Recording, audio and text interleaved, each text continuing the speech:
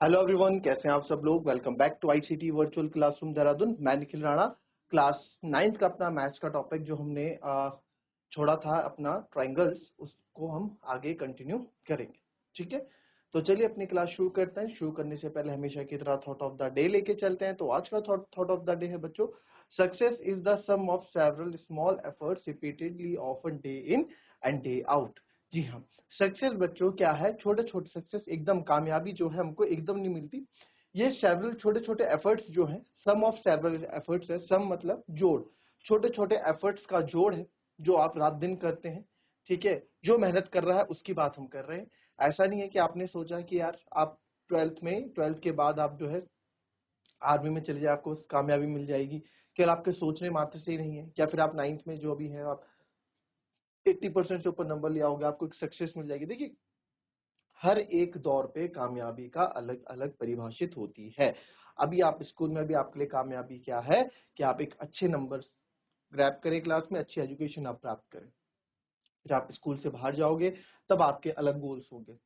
जब आप उसको अचीव करोगे तो आपकी सक्सेस होगी। ऐसी सक्सेस आगे जाते जाते आपकी काफी लाइफ में जब आप आगे बढ़ोगे तो उन चीजों को अचीव करने के लिए जो मेहनत हम जो रात दिन जो एफर्ट्स हम डालते हैं, सम ऑफ सेवरल एफर्ट्स, जो हम जोड़ एफर्ट्स का जोड़ जो हम करते हैं तभी हमें सक्सेस मिलती है। उसी को सक्सेस कामयाबी कहा जाता है। ये नहीं कि एक रात में आपको कभी कामयाबी मिल गई, ऐसा नहीं होता। तो चलिए अपनी क्लास कंटिन्यू रखेंगे। ये क्वेश्चन जो है अपने आप में बहुत ही इंपॉर्टेंट क्वेश्चन था। ठीक है, एक बार इस क्वेश्चन को, ठीक है, आप देख लें। इसके बाद में इसमें क्योंकि ये खत्म होने वाला है चैप्टर और सेकंड पार्ट इसका शुरू होने वाला है, तो उस पर हम बात करेंगे अभी। तो ये जो ट्रायंगल था, इसमें कुछ नहीं था, इसमें आपको ये ट्रायंगल दिया गया था और आप इसको एक बार देख लें कि हमने कैसे कैसे किसको प्रूव किया। और मैंने आपको हमेशा बोला है कि पहले वाला जो है, पहले वाला पार्ट दूसरे वाले से हमेशा मिलता है ना। पहले वाला, पहला दूसरा तीसरा चौथा, तो पहला पार्ट ऐसे प्रूव किया है। दूसरा कैसे प्रूव किया आप कॉपी कर लें, क्योंकि लास्ट क्लास में हमने इसको जल्दी फिनिश कर दिया। ठीक है, तो एक बार कॉपी कर लें, देख लें। मैं आपको पूरा क्वेश्चन दिखाती हूँ, जहां आपको कोई चीज समझ में ना आए आप पूछ लो, मैंने रिवीजन भी इसका कराया था। कॉपी कर लेंगे,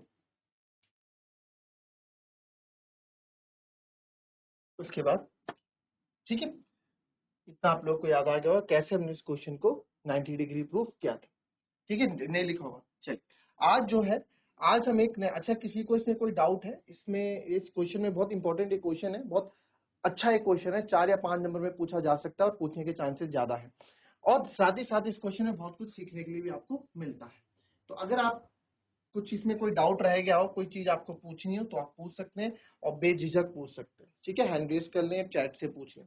बट अब जो है, अब एक हम नया टॉपिक की तरफ बढ़ चुके हैं और जो हमारा सेकंड टॉपिक है, तो इसमें हम देखेंगे कुछ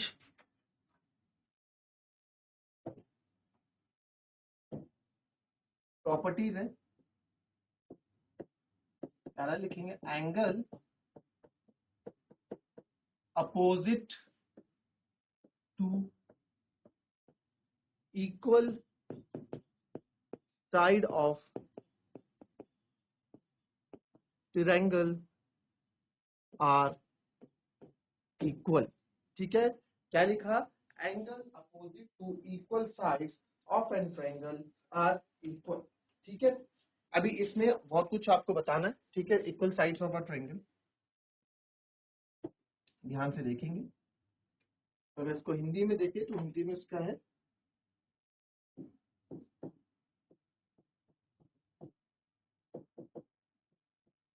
एक त्रिभुज की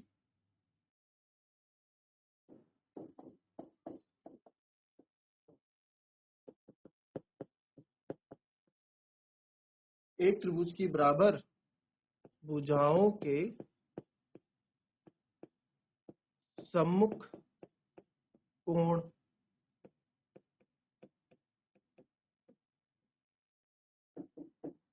बराबर होते हैं। ठीक है, तो कोई ट्रायंगल, इसको एक आइसोसेलेस ट्रायंगल की बात करेंगे, आगे चर्चा करेंगे। समद्विबाहु त्रिभुज इनको हम कहते हैं। तो क्या बोल रहे हैं, ये सिंपल सी बात बोल रहे हैं कि सर अगर कोई ट्रायंगल आपके पास है, ठीक है, ये ट्रायंगल हमारे पास है और इस ट्रायंगल की दो, अगर इफ एंगल अपोजिट, देखो कैसे इन sorry angle opposite to equal sides, angle opposite to equal sides of a triangle, angle opposite to equal sides of a triangle. यानी कि सर जो एंगल अपोजिट है इक्वल साइड्स, किसी ट्रायंगल के equal sides के आर इक्वल, सिंपल सी बात है, वो क्या होंगे, वो भी इक्वल होंगे। यानी कि एक त्रिभुज की बराबर भुजाओं के सम्मुख कोण बराबर होते हैं। तो हम मान लेते हैं ये कोई हमारे पास त्रिभुज है ए बी सी, और इसमें मान लिया ए बी जो है ए सी के बराबर, ए बी जो है ए सी के बराबर। तो ये दोनों भुजाएं आपस में बराबर है, तो इनके सम्मुख यानी इनके विपरीत, इनके अपोजिट, इनके सम्मुख जो कोण होंगे, एसी के सम्मुख है एंगल बी और AB के सम्मुख है एंगल सी, तो वो भी क्या होंगे, इक्वल होंगे। तो आप लिख सकते हैं यहाँ पे हम बोल रहे हैं AB अगर AC के बराबर है तो सर हम बोल सकते हैं कि angle B is equal to then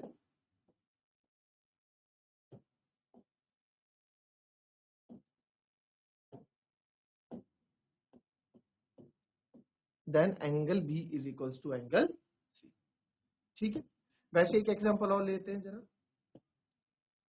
ABC या PQR कुछ भी ले लो, ABC, इस बार ये वाली साइड और ये वाली साइड हम इक्वल करते हैं, तो ये वाली साइड इक्वल है, ये दोनों साइड इक्वल है, तो इस BC साइड के, AB साइड के opposite angle sir angle C, और BC साइड के अपोजिट एंगल है एंगल A। तो आप लिख सकते हैं सर इफ AB जो AB है PC के बराबर है, देन एंगल AB जो है BC के बराबर है, then angle A is equal to angle C। इस तरीके से हम यहाँ पे इस प्रॉपर्टी को पढ़ेंगे। तो पहली प्रॉपर्टी है, नोट करें इसको।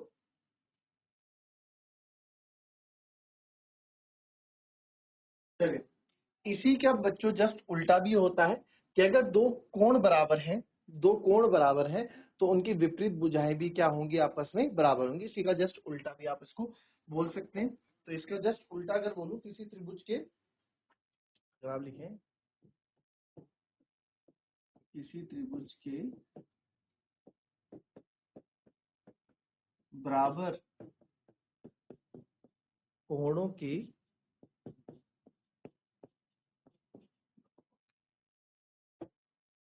बराबर कोणों की सम्मुख भुजाएं बराबर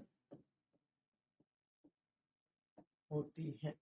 ठीक है, तो किसी त्रिभुज के बराबर कोणों की सम्मुख भुजाएं क्या होती हैं, वो भी बराबर होती हैं। क्लियर, तो इसी का जस्ट उल्टा था। अच्छा, इसमें एक चीज समझना,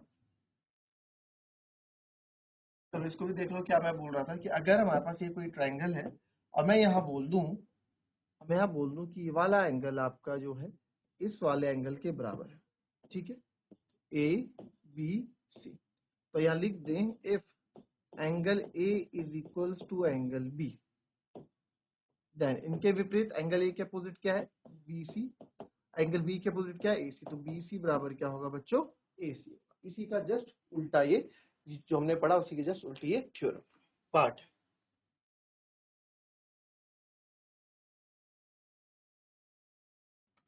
अब ये दो प्रॉपर्टीज जो हमने पढ़ी, ये किसी एक ट्रायंगल के अंदर ही होती है। ठीक है, ये दो अलग अलग हमने प्रॉपर्टी पढ़ी, ये जो है किसी एक ट्रायंगल के अंदर ही होती है। इसको हम बोलते हैं आइसोसेलेस ट्रायंगल,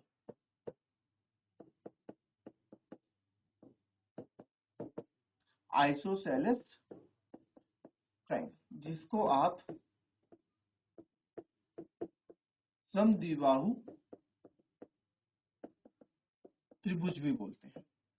क्या होता है आइसोसेलेस ट्रायंगल, वो ट्रायंगल होता है a triangle whose two sides are equal, वो ट्रायंगल्स हैं जिसकी दो भुजाएं बराबर होती हैं, ऐसे तभी तो समद्विबाहु, सम मतलब इक्वल, द्विबाहु मतलब दो बाहें, यानी दो भुजाएं जिसमें इक्वल होती हैं वो इक्विलेटरल आइसोसेलेस ट्रायंगल होता है। ठीक है, तो समद्विबाहु, अब दो भुजाएं बराबर है तो उसके विपरीत के दो कोण भी बराबर होंगे, है ना। तो आप डायरेक्ट इसको आइसोसेलेस ट्रायंगल की प्रॉपर्टी से भी याद रख सकते हैं। वह त्रिभुज जिसकी दो भुजाएं समान हो या बराबर, समान नहीं, बराबर। ठीक है, इसको हम equilateral triangle sorry isosceles triangle कहते हैं। तो आइसोसेलेस ट्रायंगल क्या हुआ सर? आइसोसेलेस ट्रायंगल है कि दो ट्रायंगल है, ये कोई ट्रायंगल है पी क्यू आर, और इसमें अगर दो साइड्स इक्वल है, तो जब दो साइड्स इक्वल है, कोई सी भी दो साइड्स इक्वल हो सकती है, तो उनके हमने पढ़ाई कि अगर दो साइड्स इक्वल है तो उनके अपोजिट एंगल्स भी क्या होंगे, आपस में इक्वल होंगे। ठीक है, तो ये सब जो प्रॉपर्टी हमने, दो अलग अलग प्रॉपर्टी हमने यहाँ पढ़ी, ये एक ही ट्रायंगल के अंदर आ जाती है और उसको बोलते हैं आइसोसेलेस ट्रायंगल। ठीक है, अब एक नया प्रॉपर्टी इनक्वलिटी ऑफ ट्रायंगल के बारे में हम बात करते हैं। चलो नेक्स्ट, बहुत इंपॉर्टेंट है ये भी, तो इसको लिख लेते हैं। इफ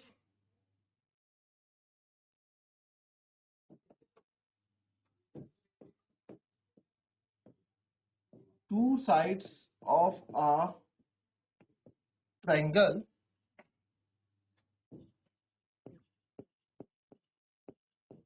are unequal, तो क्या होता है? द एंगल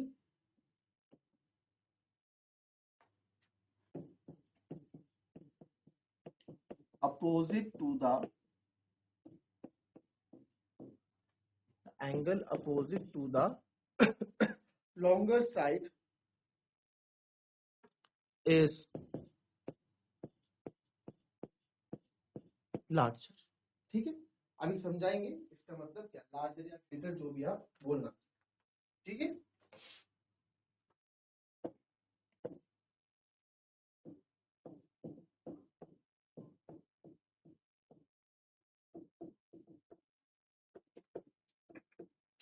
यदि, ठीक है, यदि किसी त्रिभुज की दो भुजाएं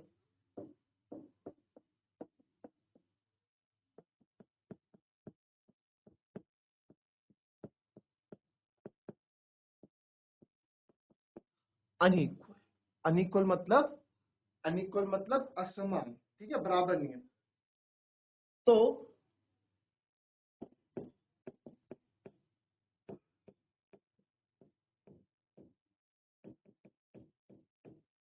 लंबी भुजा के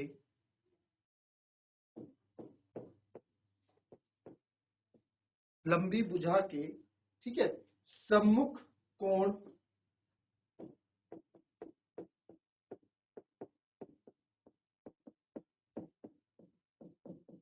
बड़ा होता है। ठीक है, बड़ा मतलब सबसे बड़ा। क्लियर, लिख लो इसको, फिर समझाता हूँ।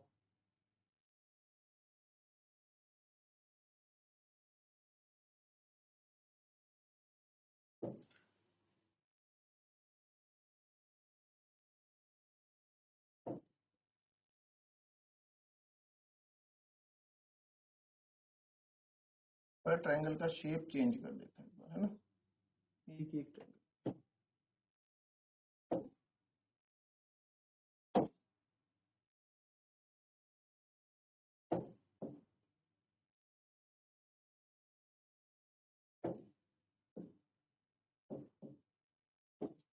ए बी सी ये कोई ट्रायंगल है, और क्या यहाँ बोला गया है, और यहाँ पे कंडीशन दी गई है कि इस पे कंडीशन आपको दी गई, जो ए सी है ना, वो बी सी से बड़ा है। जो ए सी लाइन है वो बी सी से बड़ी है, जाहिर सी बात है, दिख भी रही है। ठीक है, तो यदि किसी त्रिभुज की दो भुजाएं असमान हो, मतलब यहाँ पे कंडीशन क्या है कि ट्रायंगल्स की भुजाएं असमान होनी चाहिए, बराबर नहीं होनी चाहिए। ठीक है, और ऑब्वियसली बात है यार, जब दोनों बराबर होंगी तो बड़ी छोटी का तो बात ही नहीं रह गई।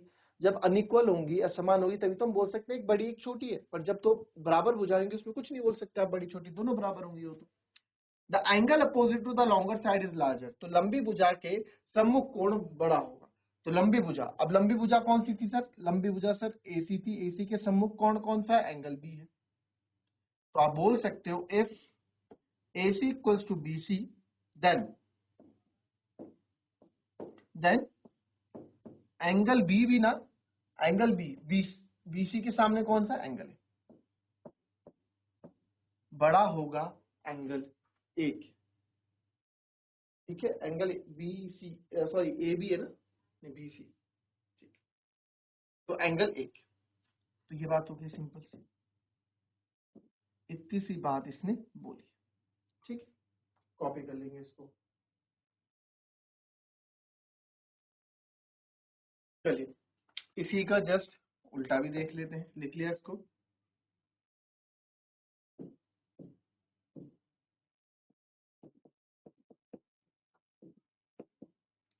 In any triangle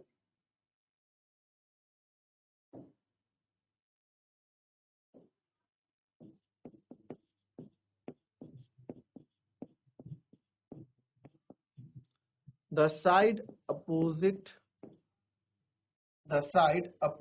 to the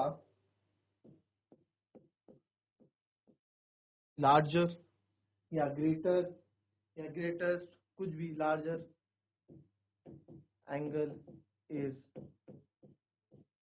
long. ठीक है, थोड़ा इंग्लिश में आपको समझने में थोड़ी दिक्कत होगी क्योंकि हिंदी में अगर आप देखेंगे बहुत सिंपल सा और वर्ड यहाँ पे यूज किया गया है, कुछ वो नहीं।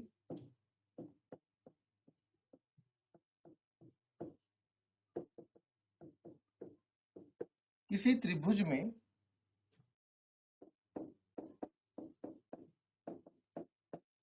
बड़े कोण के बड़े कोण की सम्मुख भुजा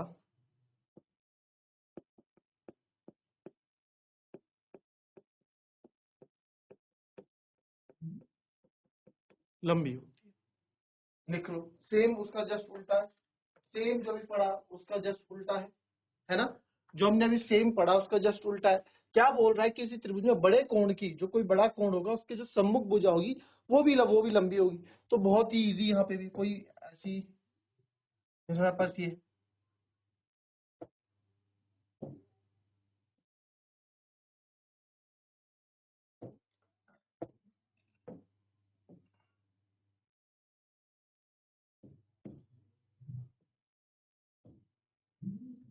तो यहाँ पे अगर मैं लिख दूं इफ एंगल सी इज, भाई एफ जो इसके, ठीक है, एंगल सी या फिर आप बोल दो इसमें if angle A is greater than angle C, angle A जो है एंगल सी से बड़ा है, तो जो एंगल ए के अपोजिट जो साइड है, एंगल ए के अपोजिट कौन सी साइड है बच्चों? बीसी है। देन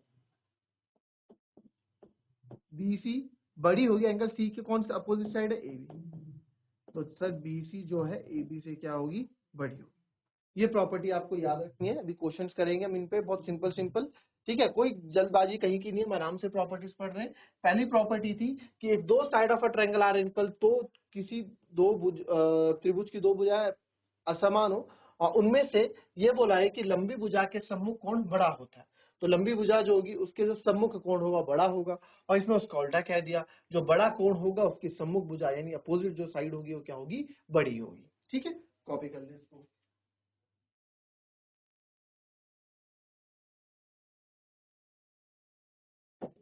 चल,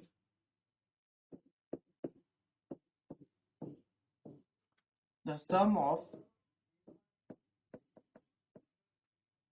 any two sides of a triangle, मैं ट्राइंगल ऐसे लिख लेता हूँ, the sum of any two sides of a triangle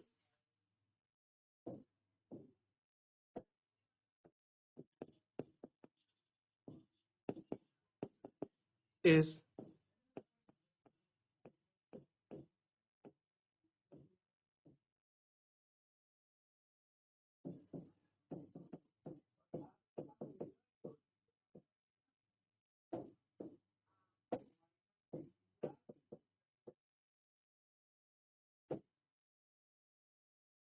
greater than the third side।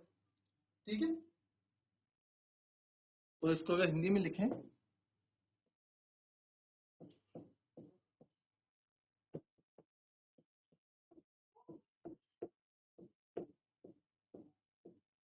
त्रिभुज की किन्हीं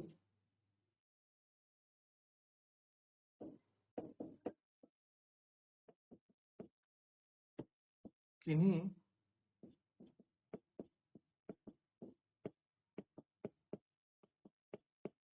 किन्हीं त्रिभुज की किन्हीं दो भुजाओं का योग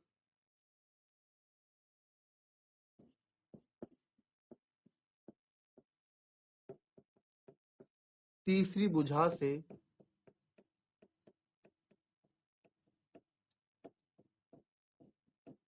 बड़ा होता है। ठीक है, बहुत इजी है। ठीक है, सिंपल सी बात इन्होंने कही है, कोई भी ट्राइंगल है तो किसी भी त्रिभुज की किन्हीं दो भुजाओं को, एक भाई दो साइड्स ऑफ अ ट्राइंगल है, उसमें से दो साइड्स ऑफ ट्राइंगल की कोई भी आप साइड ले लो। ठीक है, आप ले लो, चलो 3 4 5। तो आप जब भी दो साइड को जोड़ोगे ना, उसका जो योग आएगा वो तीसरी साइड से हमेशा बड़ा आना चाहिए। अगर नहीं आ रहा है तो ट्राइंगल बन ही नहीं सकता है, आप करके देख लेना। अगर मैं देखूं 3 और 4, 3 और 4 क्या होता है, ये आपका 5 से बड़ा होगा, 3 और 4 7। चलो इधर 5 और 4 ले लो, जब 5 और 4 होगा ना, 5 और 4 ये ग्रेटर देन 3 होगा, बस बिल्कुल नो ग्रेटर देन 3। चलो इस बार 3 और 5 ले लो, 5 और 3 जो है वो 8 से बड़ा, सॉरी 4 से बड़ा आएगा, बिल्कुल आएगा। तो सिंपल सी ये बात भी आपको याद रखनी है कि भाई त्रिभुज में दो साइड्स ऑफ अ ट्रायंगल, किसी भी ट्रायंगल की दो साइड्स आप अगर उनका सम करोगे तो तीसरी साइड से बड़ी ही आएगी। आप ऐसी साइड ले लो 7 10 और 8, या फिर 7 10 और 3 आप ले लो, 7 10 और 2 आप ले लो, या फिर आप 7 10 6 ले लो। तो आप देखोगे कि आपका जो है, जो साइड्स है, कुछ भी आप देखो, आप वो ट्रायंगल बन ही नहीं पाएगा। तो ट्रायंगल बनने के लिए कंडीशन भी जरूरी है कि दो साइड्स का जो सम है वो तीसरी साइड से क्या होना चाहिए, बड़ा होना चाहिए। ठीक है, तो ये कुछ प्रॉपर्टीज थी, एक दो प्रॉपर्टीज और रहती है, उस पर कल डिस्कस करेंगे और आगे इस पे क्वेश्चंस करेंगे। तो मिलते हैं आपसे अपने कल की नेक्स्ट क्लास में, तब तक के लिए be happy, be healthy and be safe. Thank you and have a nice day.